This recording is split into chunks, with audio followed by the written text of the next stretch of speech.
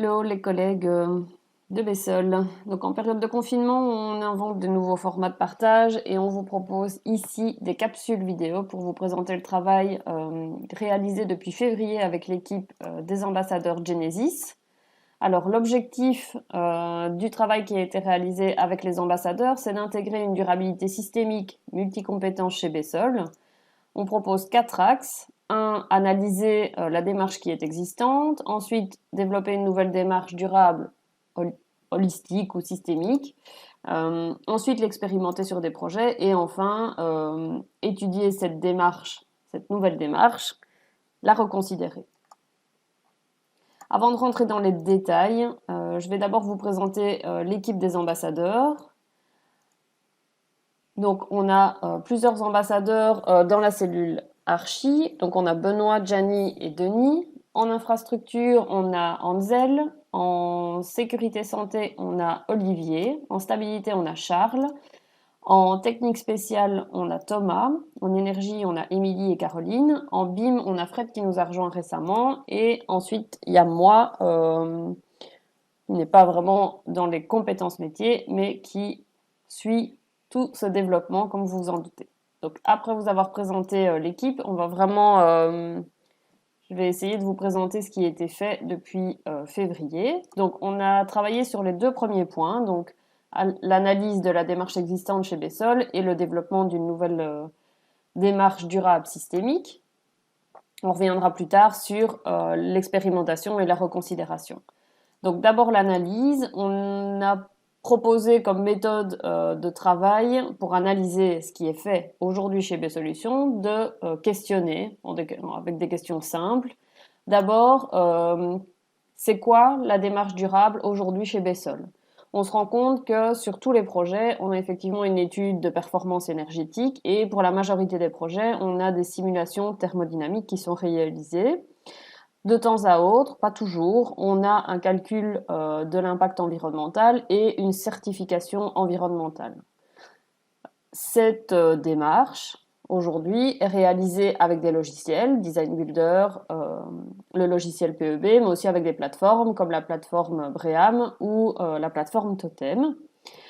Cette démarche, elle est faite pour la maîtrise d'ouvrage, à sa demande, et elle est faite avec le concours généralement des techniques spéciales et de la cellule énergie. Elle vise à répondre aux normes et à s'y tenir, en tout cas à l'heure actuelle. Et avec la question quand, on a voulu vraiment comprendre à quel moment intervenaient ces études. Et pour ça, on a utilisé le principe du BPMN, donc rien à voir avec le béton à Floref, pour ceux qui sont originaires de Floref. Mais donc le BPMN, c'est modéliser le processus de travail. J'avais déjà fait cet exercice en septembre 2019 avec différentes personnes de chez Bessol, mais plutôt avec une vision BIM à l'époque. Alors, le BPMN, donc la modélisation du processus, donc elle se représente comme ça. On a des colonnes qui représentent des phases du projet et on a des couloirs qui représentent les compétences métiers. Ce qu'on a pu modélisé ici, donc il y a déjà plus d'1 an, c'est vraiment avec une vision BIM, mais ça a mis en évidence en tout cas effectivement que les études thermodynamiques et les études PEB arrivent en permis, donc assez tardivement dans la conception du projet. On a voulu refaire cette démarche avec les ambassadeurs, voilà, pour avoir une vision plutôt multi. Et donc avec les ambassadeurs, on est arrivé à peu près aux mêmes conclusions que la démarche durable, si elle est faite aujourd'hui, elle est assez tardive dans le process puisqu'elle est en avant-projet détaillé, voire parfois en permis d'urbanisme. On va voir les impacts que cette réflexion tardive, comment elle impacte le projet.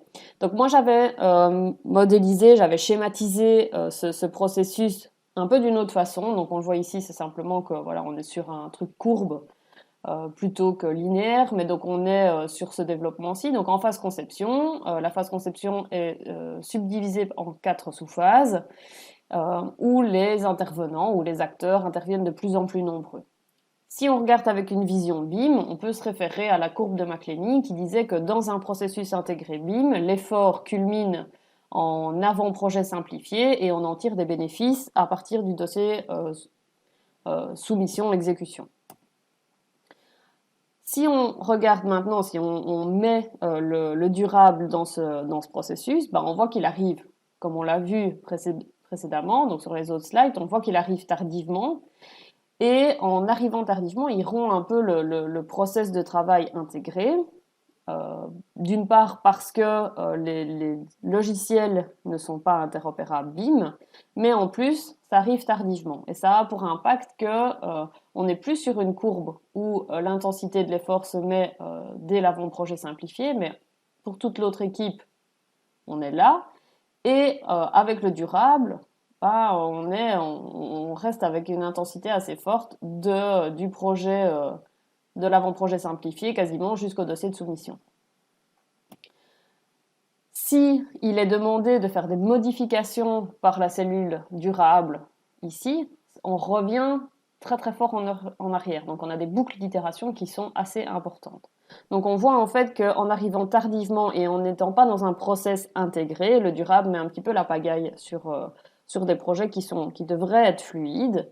Et donc l'objectif, voilà, comme vous vous en doutez, l'objectif c'est que le durable, comme on l'a vu avec le travail des ambassadeurs, mais comme il est représenté aussi ici, le durable, l'idéal, c'est qu'il intervienne dès l'esquisse pour avoir un projet qui soit durable au niveau de ses compétences tout le temps, mais qui soit aussi intégré, qui fasse intervenir toutes les compétences métiers et qu'il soit dans un processus de travail orienté BIM, certainement.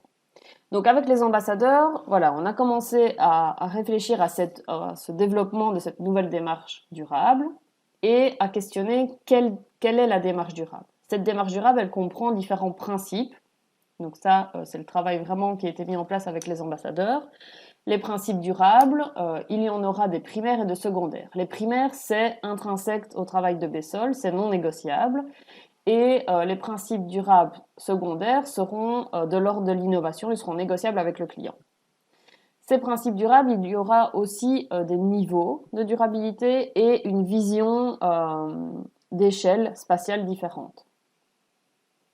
Donc, je vais vous montrer.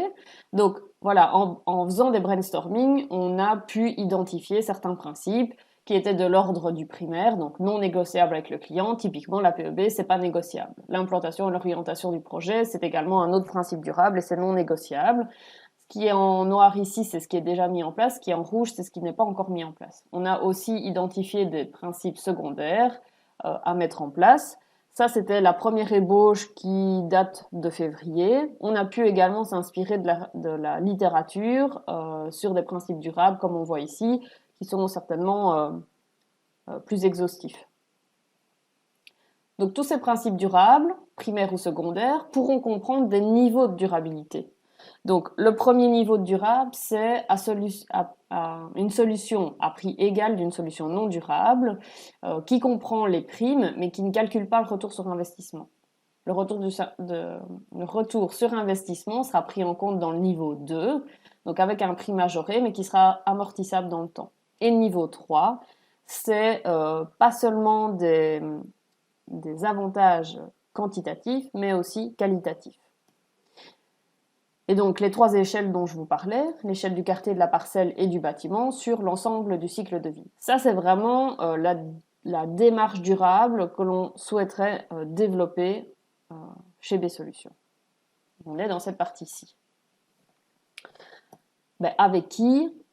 L'idée, c'est que ce soit avec l'ensemble des compétences métiers et que ce soit aussi transversal avec les développements BIM, non pas que Genesis, mais qu'on ait des croisements. Et en plus que la démarche agile du project management soit également prise en compte, soit parallèlement, soit intégrée dedans. On a envie aussi que la communication, donc comme on est en train de le faire par ces capsules, ce qui est mis en place avec les ambassadeurs Genesis, cette démarche percole dans les cellules typiquement archi. Typiquement, les autres cellules, j'ai mis ici technique spéciale archi et VRD, il y a toutes les autres bien entendu, mais pas exhaustif dans cette partie-ci.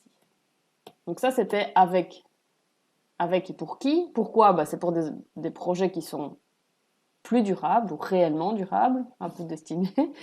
Et Cette démarche, on la propose sous le même format, donc un BPMN, une modélisation de processus, qui est celle-ci. Donc ça, c'est un travail qui a été fait avec les ambassadeurs, et toujours avec des colonnes qui représentent les phases de projet, et les couloirs qui représentent les compétences métiers. On voit que presque l'ensemble des compétences métiers doivent intégrer des principes durables. Donc je ne vais pas tout détailler ici, parce que je n'en ai pas le temps, mais on voit ici qu'il y a une grande importance sur l'avant-projet de tout ce qui doit être défini. En faisant ce BPMN, on s'est rendu compte qu'il y avait 3 étapes clés.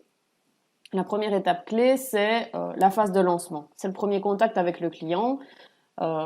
Et pour ça, au niveau du comment, donc je le montrerai sur le prochain slide, mais au niveau du comment, on s'est posé la question comment on pouvait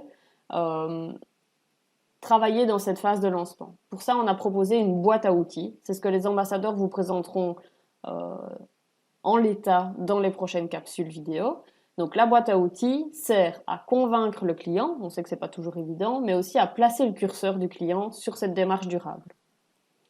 Une deuxième phase clé, c'est l'étude de faisabilité.